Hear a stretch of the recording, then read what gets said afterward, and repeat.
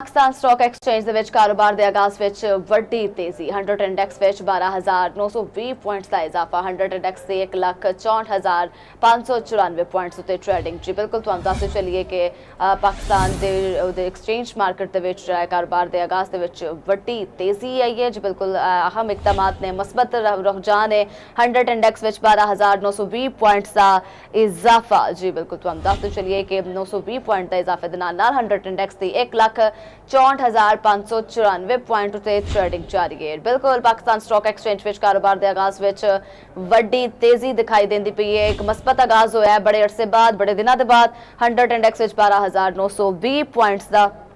इजाफा रिकॉर्ड किया गया है जी बिल्कुल पॉजिटिव थिंग है 100 इंडेक्स में 1,64,594 पॉइंट्स उत्ते ट्रेड करता पे पाकिस्तान स्टॉक एक्सचेंज विच कारोबार के आगाज विच वड्डा इजाफा रिकॉर्ड किया गया बिल्कुल एक मस्बत रुझान है 100 इंडेक्स विच 12,920 पॉइंट्स का इजाफा रिकॉर्ड किया गया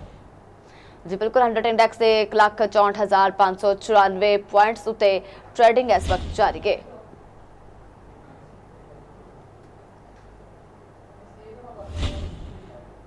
पाकिस्तान स्टॉक मार्केट ਦੇ ਵਿੱਚ ਪੋਜ਼ਿਟਿਵ ਰੁਝਾਨ ਵੇਖਣ ਆਇਆ 100 ਇੰਡੈਕਸ ਵਿੱਚ 12920 ਪੁਆਇੰਟਸ ਦਾ ਇਜ਼ਾਫਾ ਜੀ ਬਿਲਕੁਲ 100 ਇੰਡੈਕਸ 1,64,594 ਪੁਆਇੰਟਸ ਤੇ ਟ੍ਰੇਡਿੰਗ ਕਰ ਰਿਹਾ ਹੈ